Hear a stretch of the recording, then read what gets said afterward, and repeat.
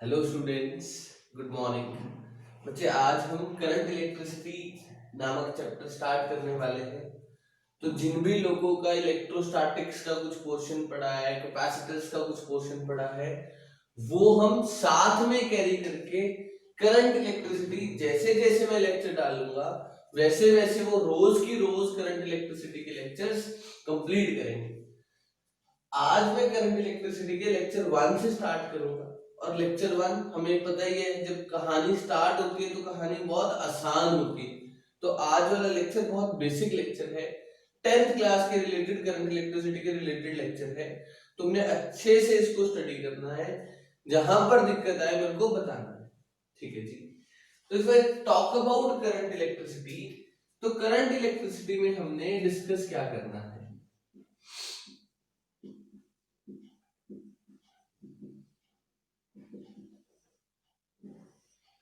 अभी तक हम क्या पढ़ के आए थे? Electrostatics. We studied electrostatics. Electrostatics में हमने क्या पढ़ा था? Charges at rest. We studied charges rest पे है तो उसको किस तरीके से डिस्कस करना है। और करंट इलेक्ट्रिसिटी में what are we going to study? Study of charges in motion on application of potential difference. Potential difference which is provided by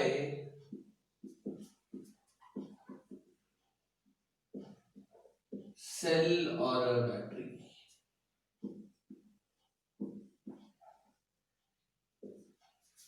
ठीक है ना? मतलब करंट इलेक्ट्रिसिटी में what we are going to study is charges को ही study करना है। देखो बच्चे, हमारा +2 का सिलेबस बहुत सिस्टमेटिक है। पहला चैप्टर था इलेक्ट्रोस्टैटिक्स, दूसरा चैप्टर था कैपेसिटर्स। पहले चैप्टर में चार्ज के को डिस्कस किया, लेकिन वो चार्ज रेस्ट पे था। दूसरा चैप्टर कैपेसिटर्स में चार्ज को स्टोर करना सीखा और चार्ज को थोड़ा बहुत मूव भी करवाया था, तो करंट भी आता है। आरसी सर्किट जब डिस्कस करेंगे, रेजिस्टर कैपेसिटर सर्किट इस चैप्टर में डिस्कस करेंगे, तब वो भी क्लैरिटी लेके आएंगे।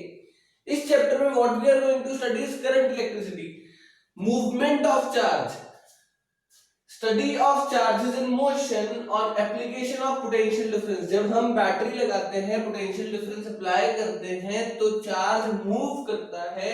उस चार्ज की मूवमेंट को क्या बोला जाता है यार? करंट। क्या बोलते हैं यार? करंट। तो इस चैप्टर की पहली डेफिनेशन आ गई जी, what do you mean by current?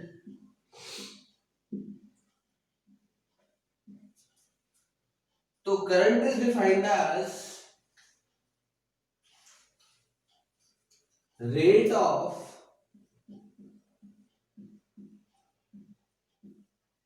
flow of charge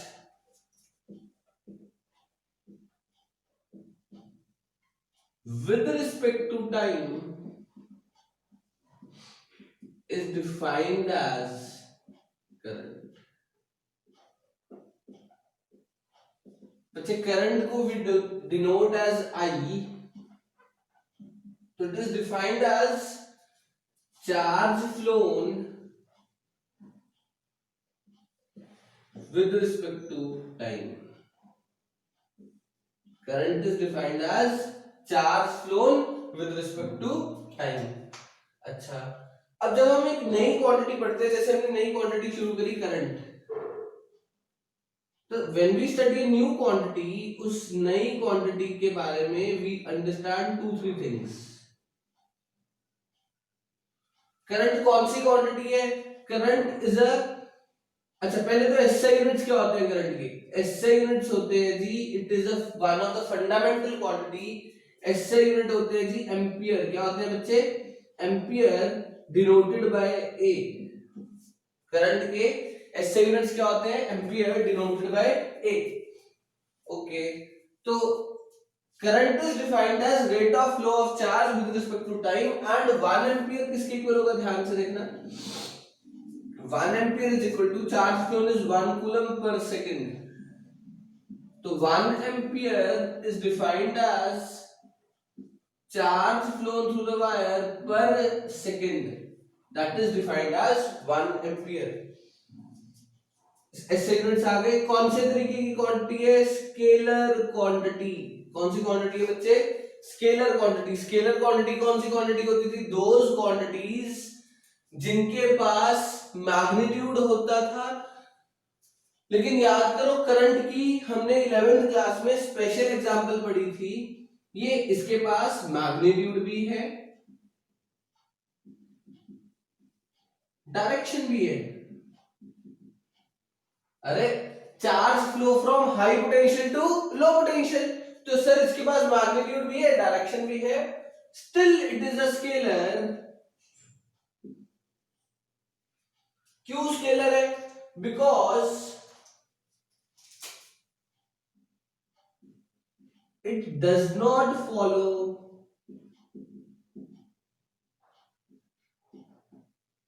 vector algebra.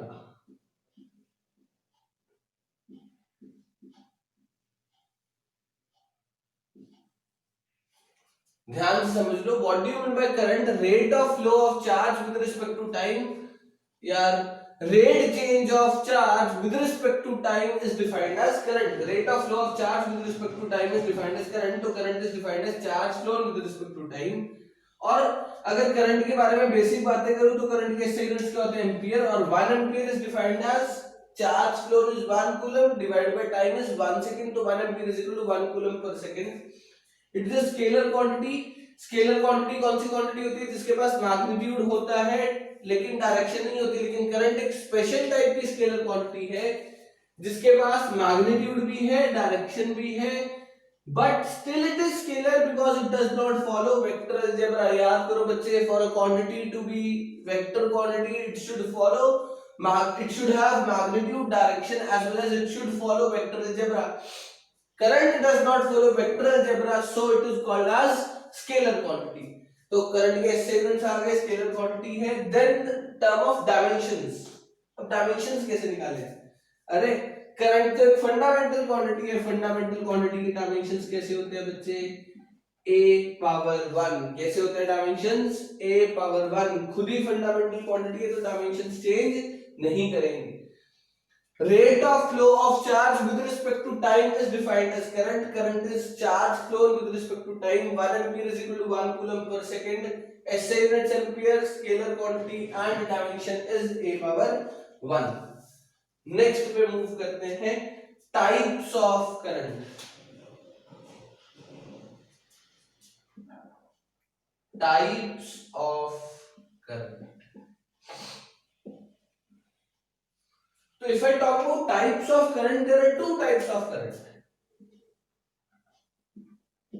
Instantaneous current and average current. There are two types of current, instantaneous current and average current. बच्चे मैं इसको डिफाइन करता हूं, यहां तक नोट करो फटाफट से, note it down fast. Pause the video, note it down. Instantaneous current and average current को आगे लेके चलता हूं.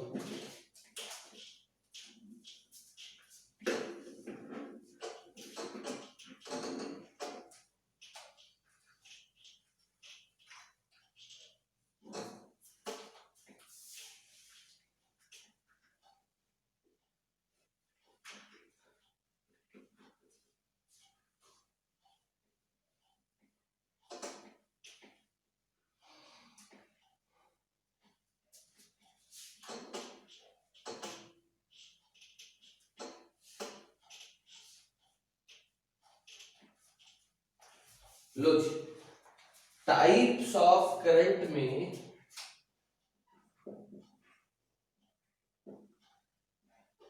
we have two types of current. One is instantaneous current,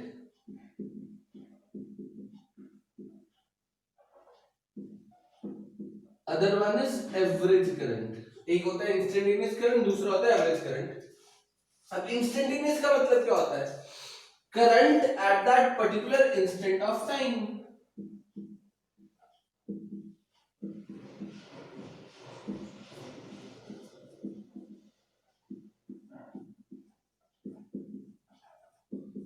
तुम्हें एक और बात बताता हूं, ध्यान से मेरी बात समझना। लाइकवाइज ना स्पीड हो गया, याद कर स्पीड भी दो तरीके की होती थी, एक होती थी इंस्टेंटेनियस स्पीड, एक होती थी एवरेज स्पीड। तो इंस्टेंटेनियस स्पीड को, इंस्टेंटेनियस करंट को कैसे डिफाइन करते थे, dx by dt। Likewise instantaneous current को डिफाइन किया जाता है dq by dt at that instant. उस इंस्टेंट पर rate of change of charge with respect to time is defined as instantaneous current. Example देखो, हमें चार्ज किसी इंस्टेंट पे दे रखा है बच्चे 60 स्क्वायर माइनस 5t प्लस 7। कहता find the current at time t is equal to 2 seconds।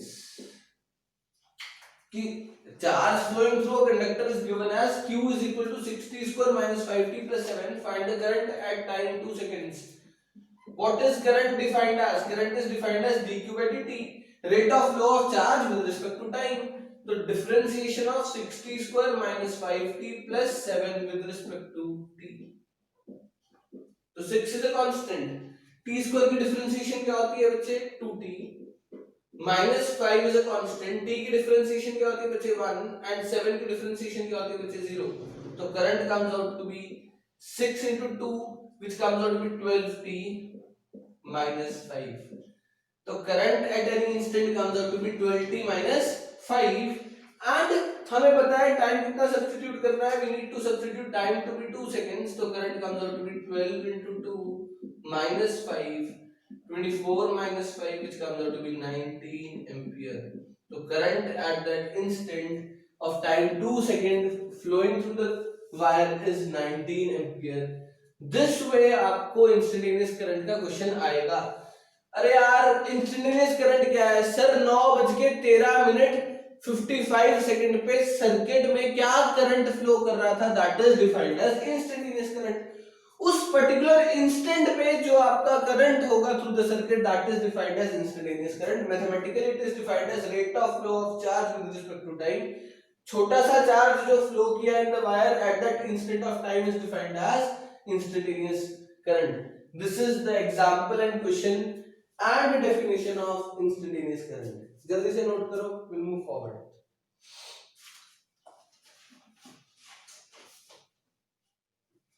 ठीक,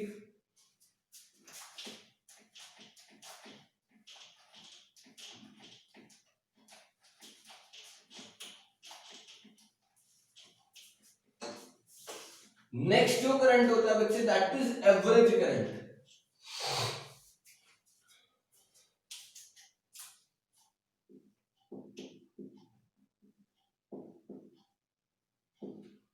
what is average बच्चा? Average is nothing but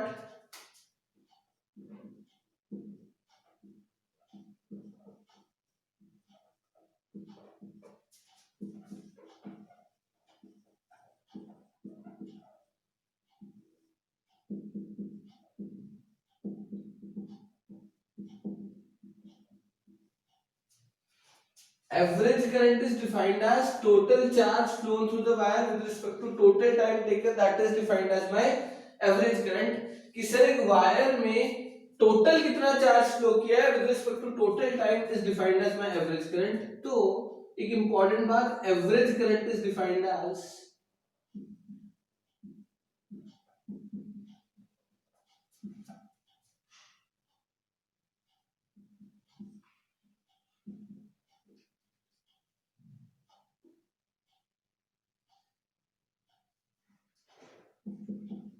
total charge flown with respect to total time। इसकी एक एग्जांपल करके देखते हैं, ध्यान से देखना।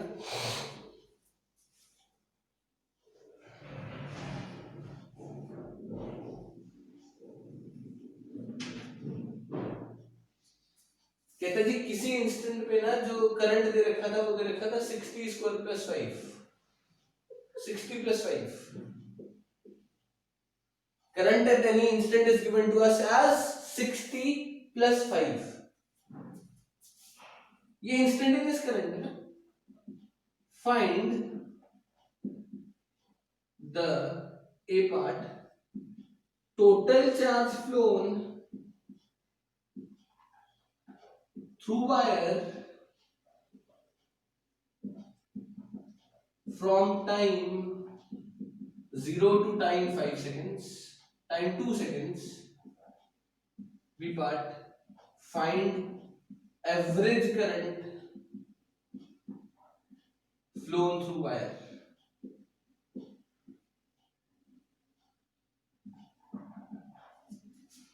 पहला पूछा है find total charge flown through wire from time 0 to time 2 second and find average current flown through wire.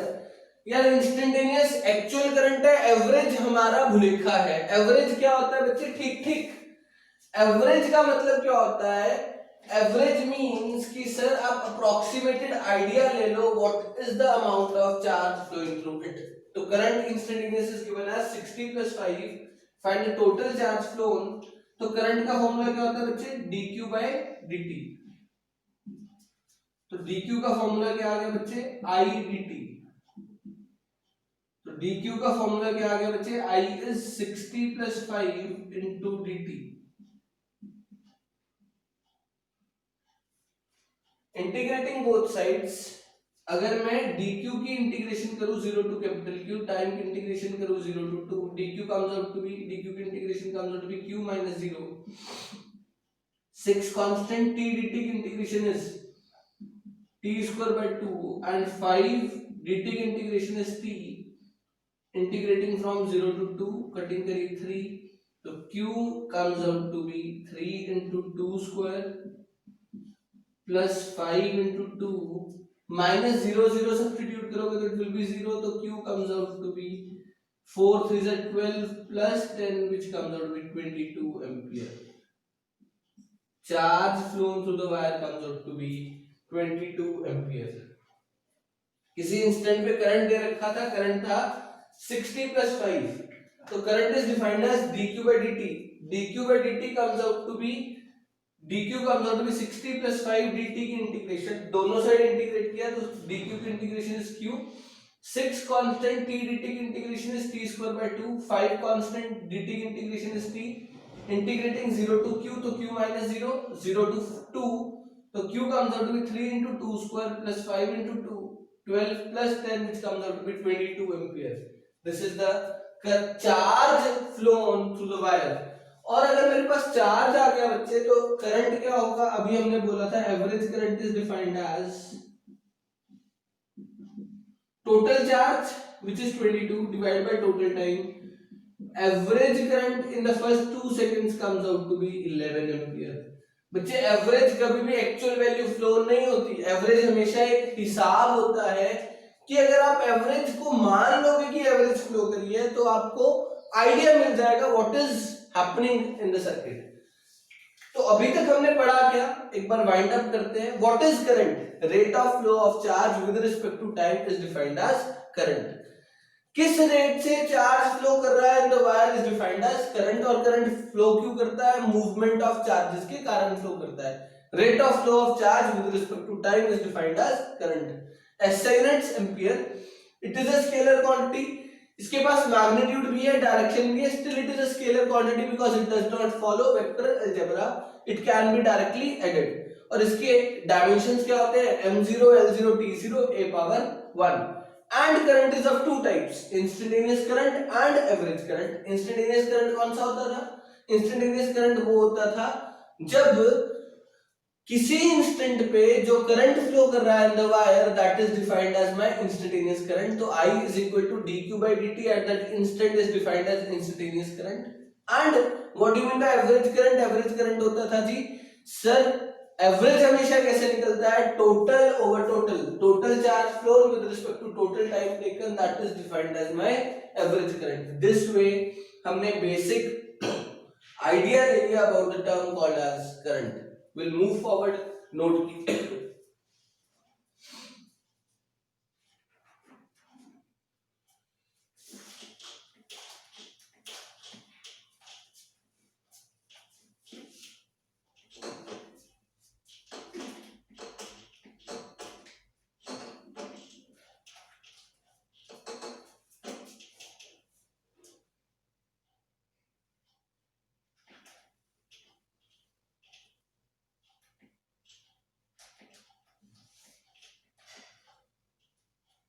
आगे मूव करते हैं बच्चा।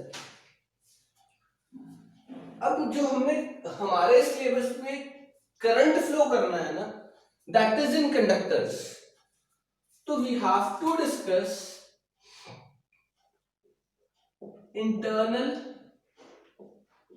Structure of a conductor.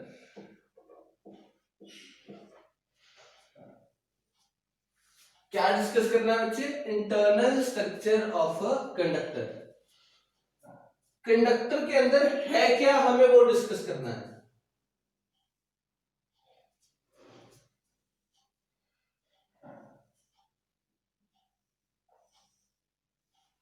What is there in the conductor? We need to discuss that. तो मान लीजिए मेरे पास एक metal wire है, मेटल पीस है,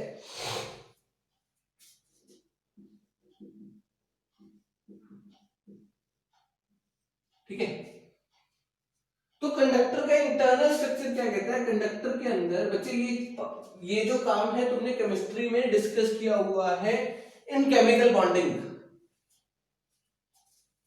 तो एक conductor consist of large number of positive immobile ions.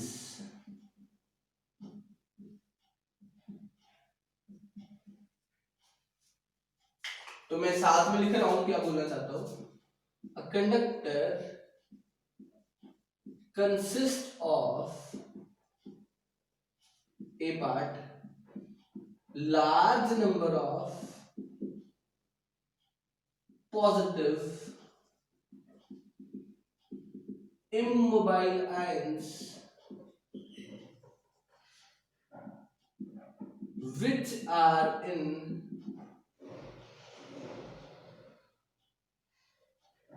oscillatory motion about their lattice position।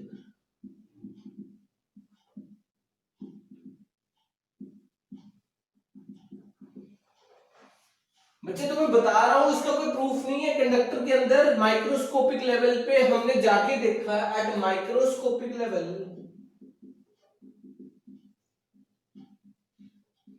जब हम माइक्रोस्कोपिक लेवल पे गए तो हमने क्रॉस चेक किया, तो कंडक्टर के अंदर large number of positive immobile ions थे जो अपनी लेटिस पोजीशन का मतलब क्या है? मीन पोजीशन, फिक्स्ड पोजीशन के अबाउट ऑसिलेटरी मोशन कर रहे थे, ऊपर नीचे ऊपर नीचे ऊपर नीचे। लाइकवाइज देखो, दो मेटल के इंटरनल पॉजिटिव इमोबाइल आयंस है। इमोबाइल का मतलब it can't move, they can't move.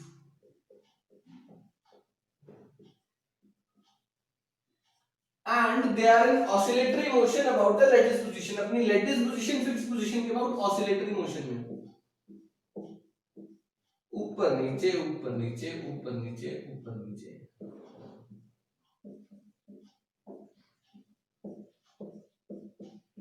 ठीक है। Large number of positive immobile ions, B part consist of large number of sea of electrons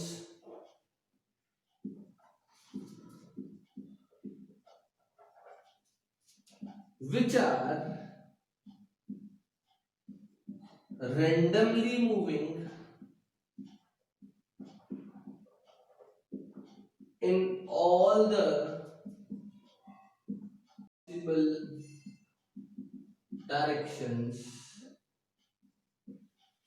Large number of pool of electrons, large number of sea of electrons which are randomly moving in all the possible directions, summing up the net current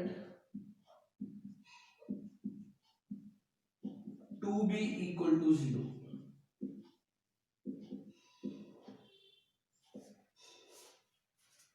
क्या कहता है बच्चे? कहता है conductor के पास एक तो है large number of immobile ions, अंदर large number of immobile ions हैं जो अपनी लेटिस पोजीशन के about the lattice position is mean position, fixed position के अबाउट ऑसिलेटरी मोशन कर रहे हैं। plus it consists of large number of sea of electrons which are randomly moving in all the possible directions, summing up the net current to be equal to 0. ध्यान से क्या कहना चाहते हो sir? summing up the net current to be equal to 0. इधर इधर इधर इधर इधर, ये ना, ये ऐसे समझो, ये metal piece without any battery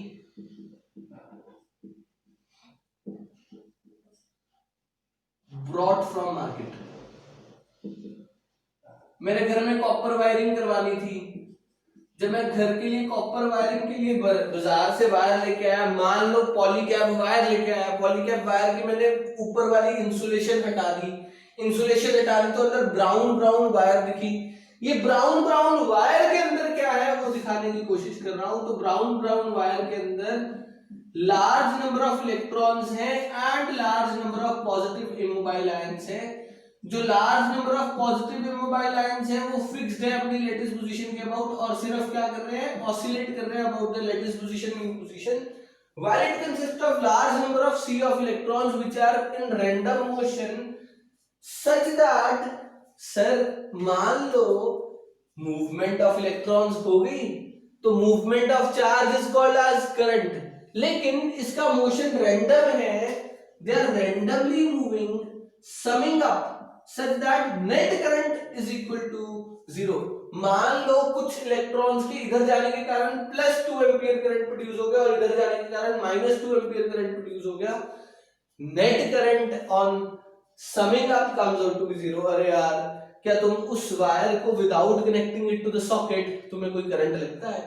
नहीं यार, उसमें लार्ज नंबर ऑफ इलेक्ट्रॉन्स भी हैं और large number of positive immobile ions भी हैं, लेकिन स्टिल हमें करंट नहीं लगता. हमें करंट ना लगने का लॉजिक क्या है?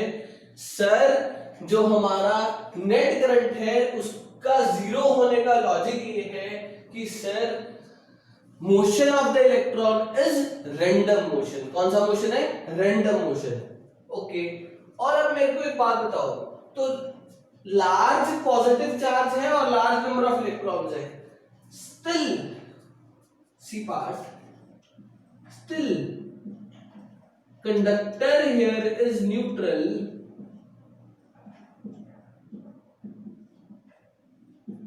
because यहां पर अभी भी कंडक्टर न्यूट्रल है because net positive charge of immobile ions is equal to net negative charge of electrons. Positive charge of immobile ions and net negative charge of electrons is same, so still the electron जो conductor है वो क्या है बच्चे? Neutral. यहां से will move forward. एक बार फटाफट से नोट करो फास्ट, जल्दी से देखो मेरी बात सुनो. सर कंडक्टर के अंदर हमारे पास बहुत सारे इलेक्ट्रॉन्स हैं, पॉजिटिव इमोबाइल आयंस हैं. पॉजिटिव इमोबाइल आयंस अपनी लेटिस पोजीशन के अबाउट सिर्फ ऑसिलेशंस कर रहे हैं, वैसे वो रेस्ट पे है. While electrons are in random motion जिसके कारण नेट करंट प्रोड्यूस क्या है? 0. And overall conductor is neutral because जितना पॉजिटिव चार्ज है उतना ही नेगेटिव चार्ज है. याद करो बच्चे, सर एक atom, conductor consist of many atoms. एक एटम के अंदर जितने प्रोटॉन्स होते हैं उतने ही इलेक्ट्रॉन्स होते हैं. तो सर ये पॉजिटिव चार्ज में प्रोटॉन्स हैं और इलेक्ट्रॉन का चार्ज और प्रोटॉन का चार्ज इज सिमिलर. तो sir net charge of the conductor is 0. Note it down, will move forward fast. Erase कर दो.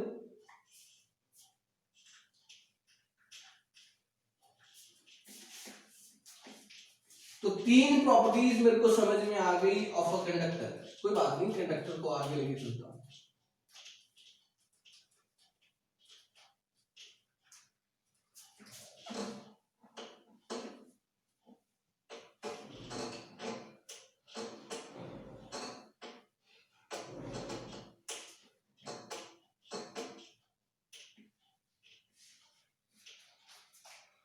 Next,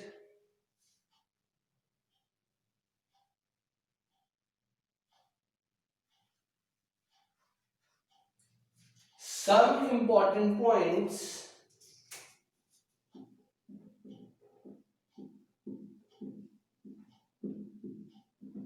related to conductor. Conductor के रिलेटेड कुछ इंपॉर्टेंट पॉइंट्स. पहला point,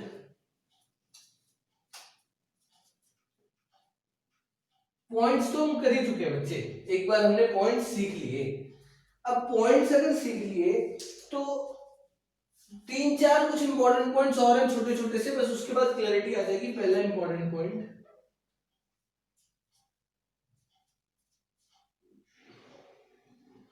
movement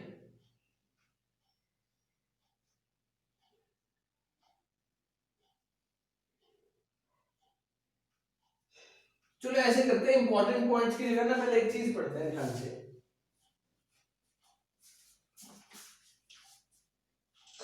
we will connect, हम क्या करते हैं, हम ना कंडक्टर के साथ, कंडक्टर ले लो, positive immobile ions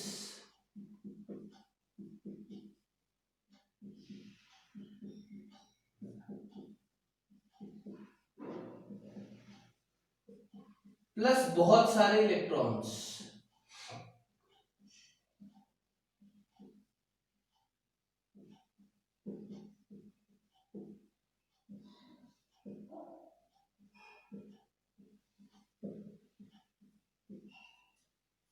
and be connected to a battery. हमने किसके साथ कनेक्ट कर दिया बच्चे इसको, बैटरी के साथ कनेक्ट कर दिया. किसके साथ कनेक्ट कर दिया जी, बैटरी के साथ.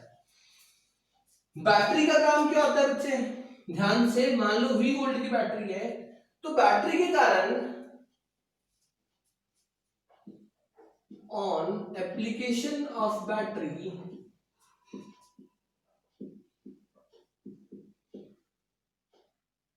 a potential difference gets set up across conductor. Conductor के अक्रॉस एक पोटेंशियल डिफरेंस सेटअप हो गया. मान लो here it is zero potential, तो यहां पर पोटेंशियल V होगा. Here it is zero potential, यहां पर पोटेंशियल V होगा. तो कंडक्टर के अगेंस्ट हमने डेल्टा V क्रिएट कर लिया बच्चे, V minus zero. Potential difference of V is setup. ठीक है, हमने पोटेंशियल डिफरेंस सेटअप कर दिया बच्चे. हमें पता है due to potential difference and electric field setup, due to which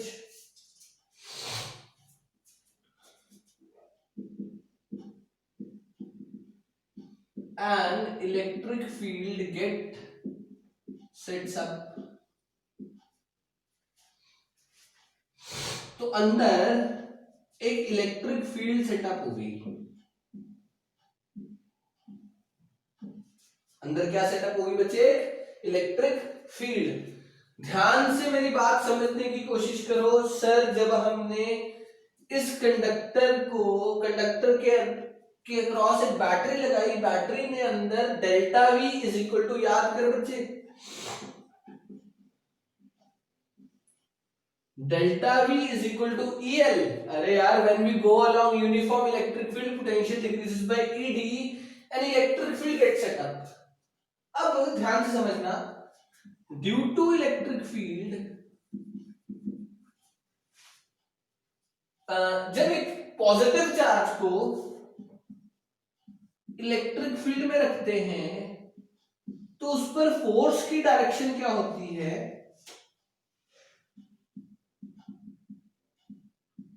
on positive charge force की direction same as that of electric field की direction. while on negative charge force की direction is opposite to that of electric field की direction.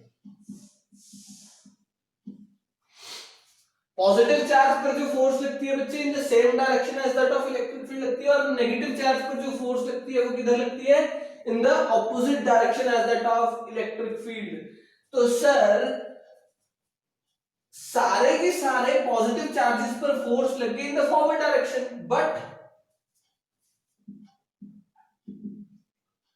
ions, positive ions will remain at rest.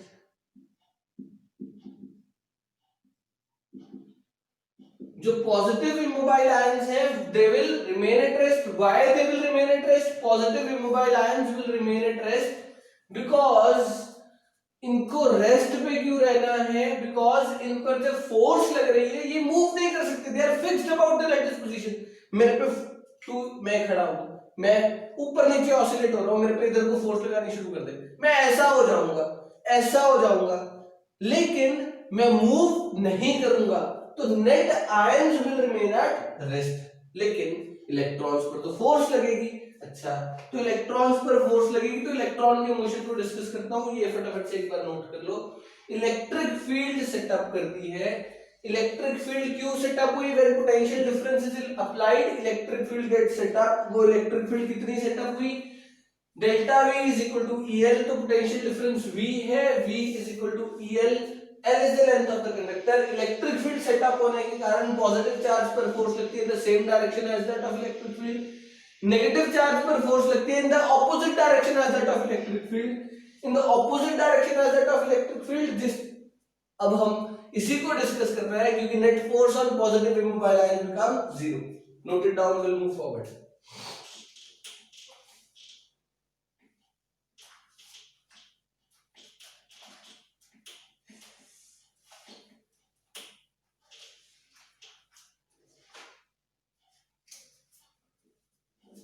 Okay,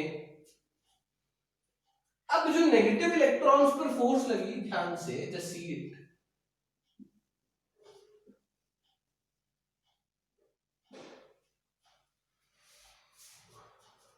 इस electron पर ना force इधर को लग रही थी। मैं सिर्फ इलेक्ट्रॉन्स रिप्रेजेंट करूंगा। इसकी वेलोसिटी इधर को थी, इसकी वेलोसिटी इधर को थी, इसकी वेलोसिटी इधर को थी, इसकी वेलोसिटी इधर को थी, इसकी वेलोसिटी इधर को थी, रैंडम मोशन था। I am not representing ions, I am representing only electrons. अंदर इलेक्ट्रिक फील्ड लगाई,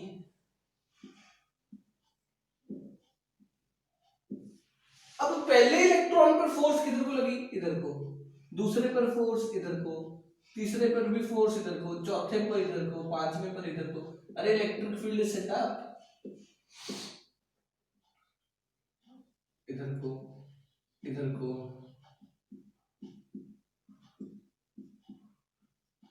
ये थी इनिशियल स्टेट, ये थी इनिशियल स्टेट। अब जैसे ही स्टेडी स्टेट अचीव होगी, कौन सी स्टेट बच्चे? Steady state. स्टेडी स्टेट का मतलब होता है कि सब कुछ स्टेबलाइज हो जाएगा। When steady state is achieved,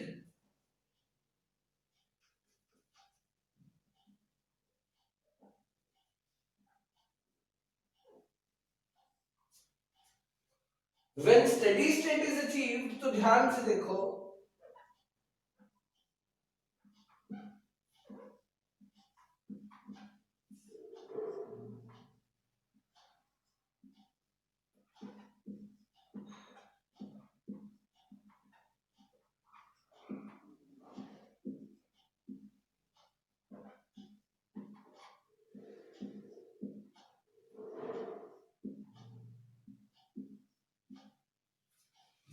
on application of electric field जो इलेक्ट्रॉन का मोशन है वो रैंडम की बजाय, इलेक्ट्रॉन हैज रैंडम मोशन।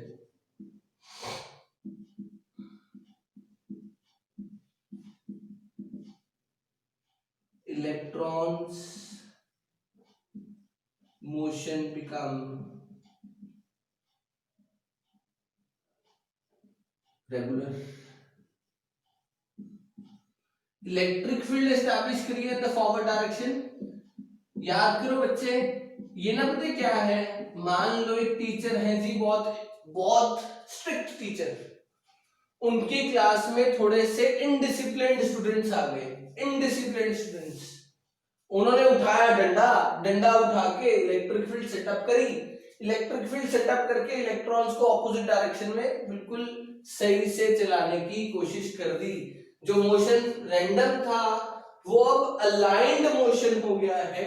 हाँ, क्योंकि इलेक्ट्रॉन्स है, they will move in the opposite direction as that of electric field, क्योंकि नेगेटिव चार्ज पर फोर्स किधर लगती है इलेक्ट्रिक फील्ड के कारण, इन द ऑपोजिट डायरेक्शन, और पॉजिटिव के इन द सेम डायरेक्शन। लेकिन अरे पॉजिटिव चार्जेस तो इमोबाइल है, दे कांट मूव, तो net force on the positive charges is zero, but electrons पर नेट फोर्स लगी है in the opposite direction as that of electric field. तो electric field is set up in the forward direction, और electric field के कारण in the opposite direction force लगी, जिसके कारण फाइनल मोशन क्या हो गया बच्चे, स्टेबलाइज हो चुका है। ठीक,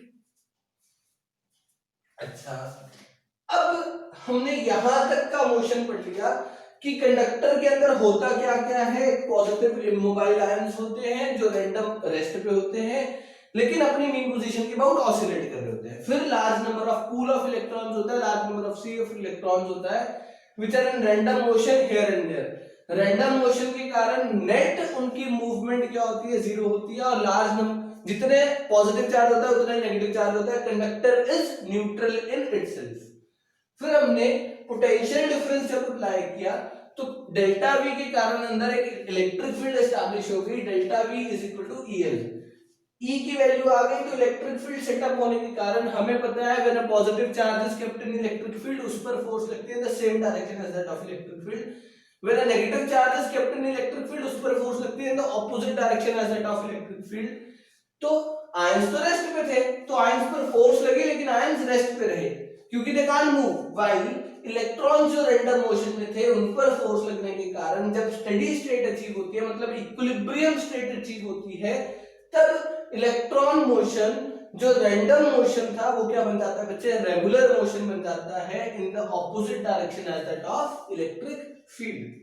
अभी आगे चलते हैं, कुछ इंपॉर्टेंट पॉइंट्स और डिस्कस करते हैं। तो बेसिक तुम्हें कंडक्टर सिखा दिया, उसके अंदर बैटरी लगाने पे क्या हुआ वो भी सिखा दिया। विल जंप टू मोर, आगे बढ़ते हैं।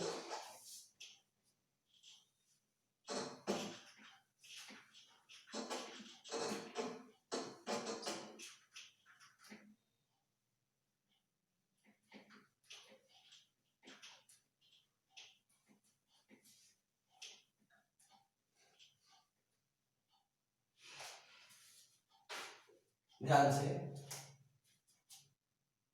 इंपॉर्टेंट पॉइंट 1, जितना भी पॉइंट है 2 मान लो, सब important point 2।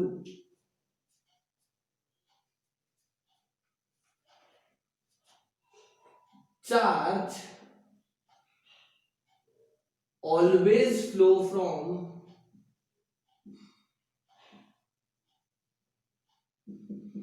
positive, from high potential to low potential,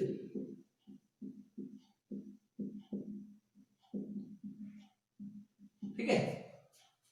next point, the conventional direction of current is taken as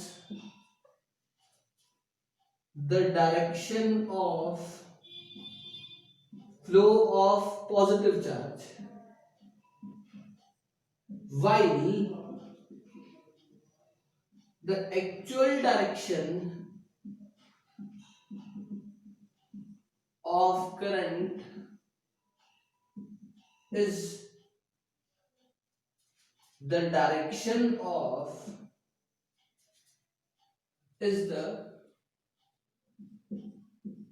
opposite direction of flow of negative charge. This is very important point, ध्यान से समझाता हूं, just give me a minute. पहला point तो अब हम बहुत बार डिस्कस करा है, charge always flow from high potential to low potential. Next point क्या कहता है, कहता है कन्वेंशनल डायरेक्शन। कन्वेंशनल का मतलब क्या होता था, सदियों से जो चलती आ रही है, ancient times, from the old times the conventional direction. जब साइंटिस्ट ने शुरू में करंट इलेक्ट्रिसिटी एस्टैब्लिश किया था, दे यूज्ड टू से करंट की डायरेक्शन क्या होती है, the direction of flow of positive charge. और लेकिन पॉजिटिव चार्ज तो मूव ही नहीं कर रहा, क्योंकि पॉजिटिव चार्ज क्या है, immobile. Positive charge is at rest, तो पॉजिटिव चार्ज तो मूव ही नहीं कर रहा। तो सर ये तो कन्वेंशनल डायरेक्शन थी, लेकिन जब internal structure of the atom पता लगा, internal structure of the conductor पता लगा, तो we got to know that positive charge doesn't move. If positive charge doesn't move, तो जो कन्वेंशनल डायरेक्शन थी वो तो फ्लो फेल हो गई। फिर अब जब हमने एस्टैब्लिश किया, लेकिन करंट उसी डायरेक्शन में फ्लो करता था। अगर अगर अगर एक बात बता, अभी पीछे पड़ा था, इलेक्ट्रिक फील्ड के कारण अगर पॉजिटिव चार्ज पर फोर्स लगती है, किधर को लगती, आगे को, तो करंट की डायरेक्शन किधर को आती, आगे को। लेकिन जो एक्चुअल डायरेक्शन आती है इलेक्ट्रॉन की मूवमेंट के ऑपोजिट डायरेक्शन में, electron towards the left move कर रहा है, तो जो करंट आ रहा है वो टुवर्ड्स राइट आएगा। ठीक है यार, टुवर्ड्स राइट ही तो मूवमेंट ऑफ क्या होता, पॉजिटिव चार्ज हो नहीं रहा। लेकिन अगर फ्री पॉजिटिव चार्ज होता तो उसकी मूवमेंट किधर को होती, towards right, in the direction of electric field. और इलेक्ट्रॉन की किधर को मूवमेंट हो रही है, in the opposite direction of electric field. जिस तरफ इलेक्ट्रॉन मूव कर रहा है उसकी ऑपोजिट डायरेक्शन में क्या, कौन सा चार्ज आ रहा है, क्या आ रहा है बच्चे, करंट। तो करंट की conventional direction was taken to be as flow of positive charge, but on studying the internal structure of conductor we got to know the actual direction of current is the opposite direction as that of flow of positive charge। ठीक जी, यहां तक I think आपको समझ में आया। Actual direction flow of negative charge की opposite direction है, लेकिन साइंटिस्ट लोग पुराने जमाने में क्या मानते थे, in the same direction as that of flow of positive charge. रुक जा एक मिनट दो।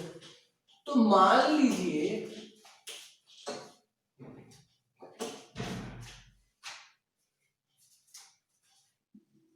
ये कंडक्टर था, जस्ट इमेजिन एक कंडक्टर था और मैंने इसके अक्रॉस एक बैटरी वी लगा दी।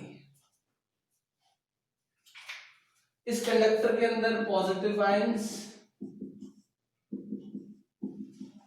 And randomly moving electrons. मान लो मेरे पास ना स्टेडी स्टेट अचीव हो चुकी है,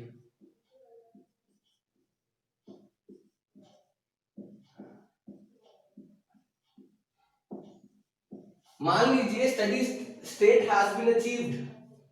अगर steady state has been achieved, मेरे पास कौन सी स्टेट अचीव होगी, स्टेडी स्टेट। यहां पर पोटेंशियल डिफरेंस V लगाया है, जिसके कारण इलेक्ट्रिक फील्ड अंदर E एस्टैब्लिश हो चुकी है। अंदर E electric field in the forward direction establish हुई। पॉजिटिव चार्ज किधर को मूव करता, in the forward direction. Electron किधर को मूव करता, इन द बैकवर्ड डायरेक्शन। जो direction of flow of charge है वो किधर लिया जाता है, in the opposite direction as that of movement of electrons. Electron पीछे को मूव करेंगे तो करंट की डायरेक्शन किधर को आएगी बच्चे। तो 10th क्लास में तुम्हें ऐसे पढ़ाया जाता था, the direction of current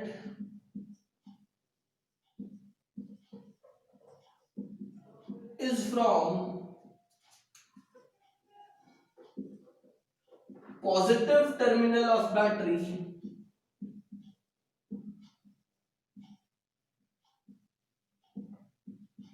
to negative terminal of battery।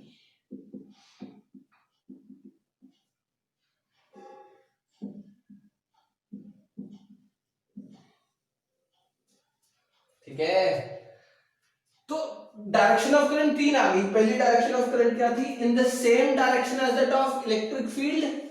जिस तरफ पॉजिटिव चार्ज मूव करेगा उस तरफ, ये कन्वेंशनल डायरेक्शन थी, लेकिन पॉजिटिव चार्ज तो मूव नहीं करता। तो क्या बोला, जिस तरफ नेगेटिव चार्ज मूव कर रहा है उसकी ऑपोजिट डायरेक्शन। एक्चुअली कान यहां से नहीं यहां से पकड़ा, दर्द तो होगा। Actual direction of flow of positive charge, तो पॉजिटिव चार्ज फ्लो नहीं कर रहा, इसलिए मैंने डायरेक्शन उसकी बजाय क्या मान ली, it is in the opposite direction as that of movement of electron, negative charge. तो नेगेटिव चार्ज पीछे को, तो अभी भी पॉजिटिव चार्ज आगे को और करंट की डायरेक्शन आगे को। और हमने आसान भाषा में क्या बोल दिया, direction of current is from positive terminal of the battery to negative terminal of the battery. अरे पहली लाइन सेटिस्फाई हो गई, charge always flow from high potential, positive terminal of the battery is at high potential while negative terminal of the battery is at low potential. So charge always flow from high potential to low potential. In a conductor it is in the direction same as that of electric field, that is in the direction as that of movement of positive charge, but positive charge does not move, so it is in the opposite direction as that of negative charge, negative charge की opposite direction में। And आसान भाषा में बोल सकते हैं direction is current from positive terminal of the battery to negative terminal of the battery. Note it down, will move forward, कुछ दो तीन इंपॉर्टेंट पॉइंट्स और डिस्कस करते हैं, देन आगे बढ़ेंगे fast. I erase it. 3 points हो चुके हैं बच्चे, करंट की डायरेक्शन का समझ में आ गया, आगे बढ़ते हैं। अच्छा, अगर यही बैटरी ऐसे कनेक्ट कर, ये डायग्राम ड्रॉ कर चुके हो तुम लोग,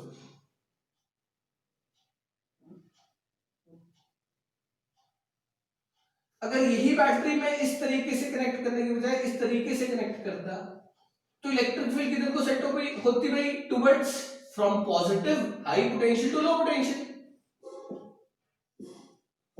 तो जो इलेक्ट्रॉन के मूवमेंट की डायरेक्शन आती है वो किधर को आती है बच्चे, टुवर्ड्स लेफ्ट आती है, टुवर्ड्स राइट आती है।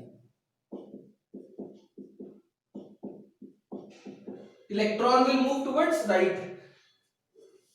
तो डायरेक्शन ऑफ करंट क्या होती है, positive terminal to the negative terminal. तो positive terminal to the negative terminal, this will be the direction of current is from positive terminal of the battery to the negative terminal of the battery। ठीक, next important point 4, a conductor remains uncharged,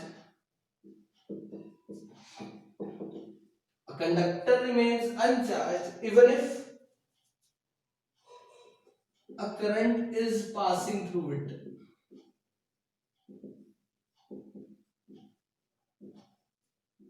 as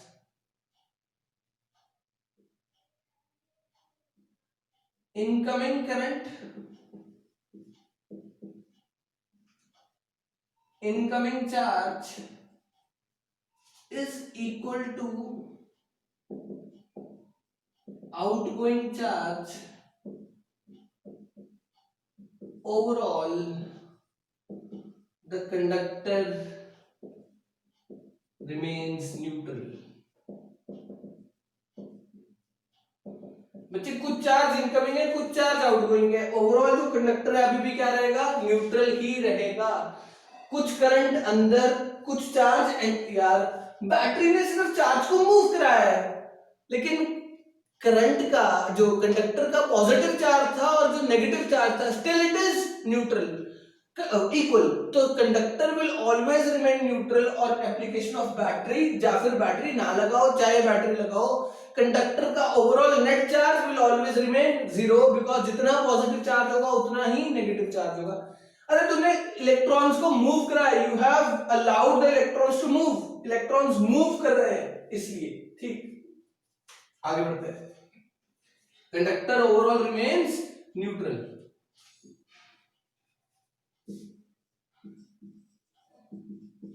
next point, 5th point, तो conductor neutral रहा है, यहां तक उनको समझ में आ गया।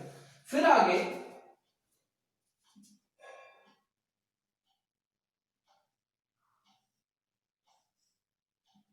कहता, मान लो मेरे पास, हमने इवन शेप्ड कंडक्टर माना था, मान लो अनइवन शेप्ड कंडक्टर है,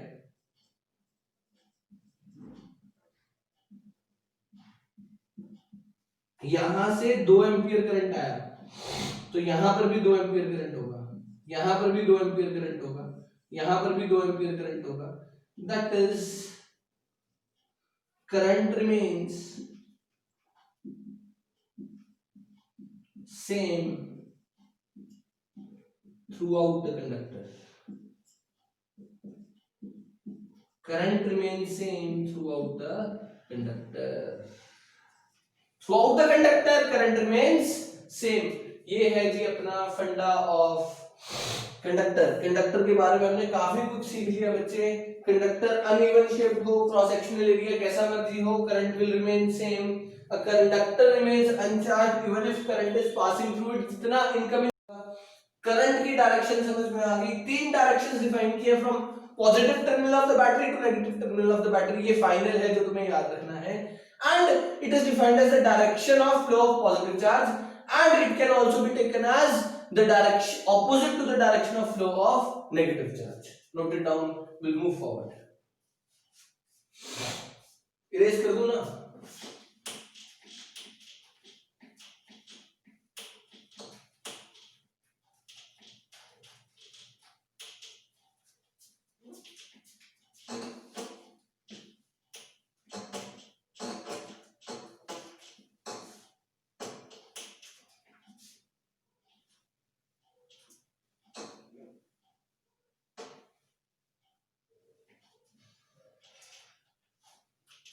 कंडक्टर को ही डिस्कस कर रहे हैं बच्चे. मैथमेटिक्स पे भी आते हैं, कोई बात नहीं, खलो जो, टेंशन ना लो. नेक्स्ट टर्म आ गई बच्चा, resistance of conductor. Next term आ गई resistance of conductor. What do you mean by resistance? Resistance का देसी भाषा में एक ही मतलब है यार, क्या? रुकावट के लिए खेद है. रेजिस्टेंस मींस रुकावट. तो डेफिनेशन क्या आएगी? The opposition to the flow of charge within the conductor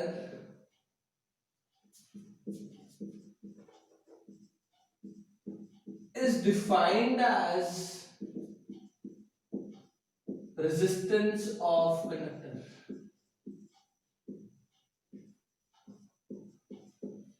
The opposition to the flow of charge within the conductor is defined as resistance of the conductor. अरे opposition मतलब resistance, ठीक है. What is the cause of resistance? Resistance क्यों है? What is the cause of resistance?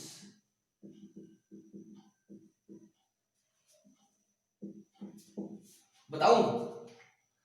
Electrons random motion में, और बीच में क्या है? बहुत सारे immobile ions. The collision of electrons with positive immobile ions leads us to the property called as resistance of conductor. जो आयंस हैं वो पॉजिटिव इमोबाइल हैं, और जो इलेक्ट्रॉन्स हैं वो रैंडमली मूविंग है. इलेक्ट्रॉन्स की आयंस के साथ क्या होंगी? Collisions. That collisions leads to a property which is called as resistance. अरे टक्कर के कारण they will lose some their kinetic energy. When they lose some of their kinetic energy, तो sir clearly it is called as resistance. Okay.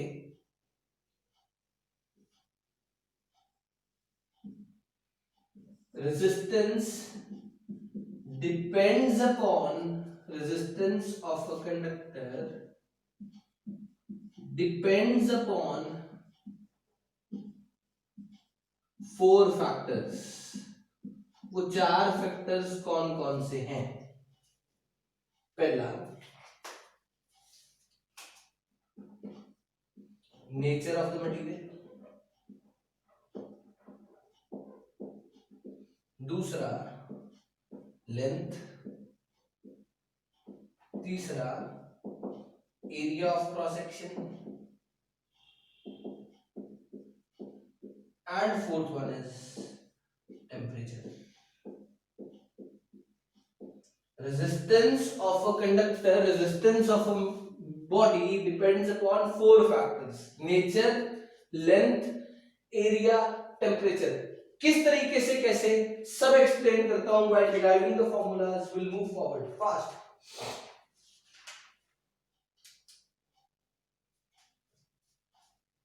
चलो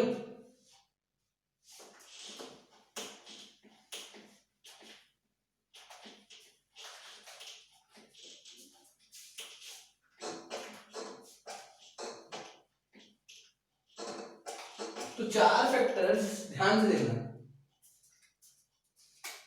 Resistance of a conductor is directly proportional to length and inversely proportional to area. तो length के directly proportional है. Factor 1 था length, factor 2 था area.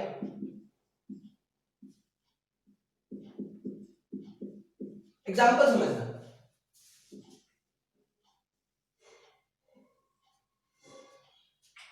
जितनी ज्यादा length होगी उतने ज्यादा इमोबाइल आयंस होंगे, और यहां से यहां मूव करते हुए इलेक्ट्रॉन्स को डिस्टेंस ज्यादा ट्रेवल करना पड़ेगा. अरे इलेक्ट्रॉन को तो मूव करना ना अंदर, तो यहां से यहां तक मूव करते हुए ज्यादा डिस्टेंस ट्रेवल करना पड़ेगा. जब ज्यादा डिस्टेंस ट्रेवल करना पड़ेगा, सोच के बताना, डिस्टेंस ज्यादा उतने ही आयंस ज्यादा, जितने इलेक्ट्रॉन्स के साथ आयंस ज्यादा बीच में आएंगे उतनी ज्यादा कोलिजन्स होंगी. More the distance, more the ions, therefore more the number of collisions.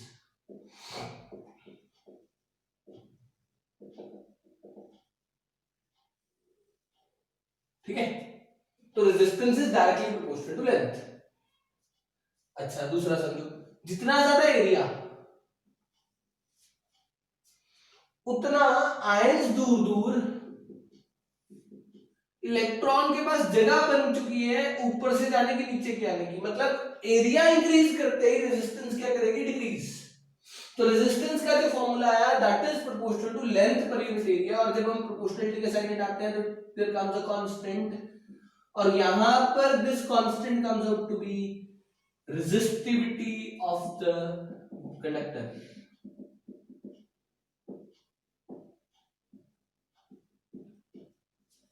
Denoted as rho. Resistivity also called as specific resistance. क्या बोलते हैं इसको, specific resistance. अब रो क्या है? रो is nothing but 1 by sigma. Sigma क्या है, कंडक्टिविटी ऑफ मटेरियल. सिग्मा क्या है, कंडक्टिविटी ऑफ मटेरियल. रो क्या थी, रेजिस्टिविटी ऑफ मटेरियल. सिग्मा क्या है, कंडक्टिविटी ऑफ मटेरियल. जितना बॉडी कंडक्टर ज्यादा होगी उतनी उसकी कंडक्टिविटी ज्यादा होगी. ध्यान समझना. Silver is the best conductor of electricity. बचपन की लाइन याद है, silver is best conductor of electricity. What do you mean by this? Silver की कंडक्टिविटी बहुत हाई है तो सिग्मा बहुत हाई है. सिग्मा बहुत हाई है तो रेजिस्टिविटी बहुत लो है. जिसकी रेजिस्टिविटी बहुत लो है उसकी रेजिस्टेंस बहुत कम है. अरे अगर तुम्हारे घर में जो वायर केबल होती वो सिल्वर की होती ना, तुम्हारा घर का बिजली का बिल बहुत कम आता. लेकिन क्यों नहीं यूज करते? अरे किसी चोर को पता लग गया कि लेट से XYZ के घर में, मेरे घर में सिल्वर वायर्स हैं, तो वो कुछ और चोरी करके ना जाए, तेरे घर की सिल्वर वायर जरूर चोरी करके जाएगा. तो silver is the best conductor of electricity. जो सिल्वर होता है बेस्ट कंडक्टर है. तो बेस्ट कंडक्टर मतलब सिग्मा बहुत ज्यादा. सिग्मा बहुत ज्यादा तो रेजिस्टिविटी बहुत कम. रेजिस्टिविटी बहुत कम तो दैट मींस रेजिस्टेंस भी बहुत कम. वो ज्यादा रेजिस्टेंस ऑफर नहीं करता. तो specific resistance depends upon two factors. Number one, material, nature of material. Number two, temperature. मैंने रेजिस्टेंस के 4 फैक्टर बताए थे, कौन कौन सा? Length, area, material and temperature. तो मटेरियल और टेम्परेचर रो में कवर हो गया, लेंथ, एरिया। तो रेजिस्टेंस का फॉर्मूला आ गया बच्चे रो L by A, where rho represents resistivity, L represents length of the conductor and A represents area of cross section of the conductor. And we know that silver is the best conductor of electricity. Okay, आगे बढ़ता हूं।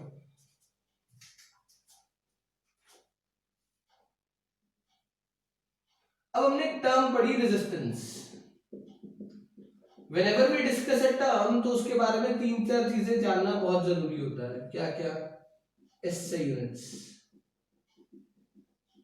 ohm, it is a scalar quantity, dimensions after Ohm's law. अभी Ohm's law पढ़ाऊंगा next class में, उसके बाद dimensions की बात करेंगे। अभी के लिए डायमेंशंस पे वेट करते हैं। अरे वैसे तुम्हें आता है ओम्स लॉ, वोल्टेज के डायमेंशंस डाल देना, करंट के डायमेंशंस डाल देना, आर के डायमेंशंस आ जाएंगे, छोड़ो।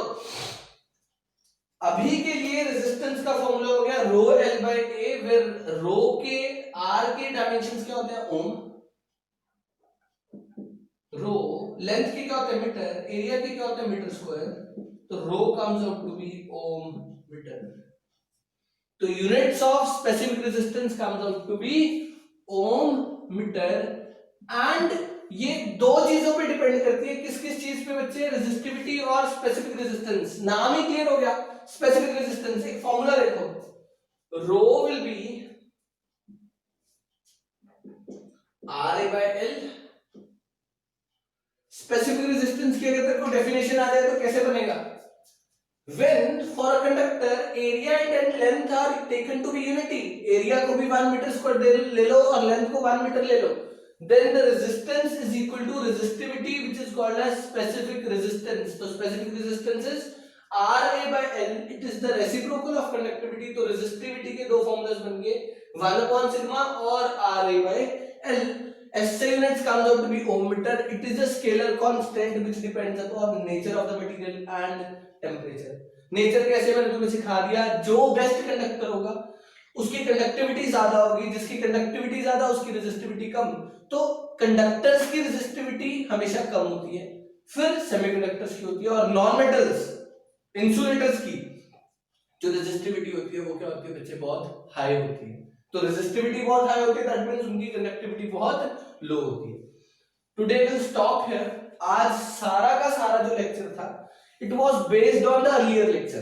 आज है Thursday, I'll update a lecture on Thursday, Friday and Saturday. 3 दिन में हम करंट इलेक्ट्रिसिटी में बहुत आगे भाग जाएंगे।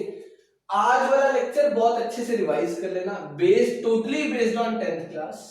नेक्स्ट 2 क्लासेस में हम बहुत ऊपर तक चले जाएंगे। ठीक बच्चे, देखो एक मौका है सबके pass on the same page आने का।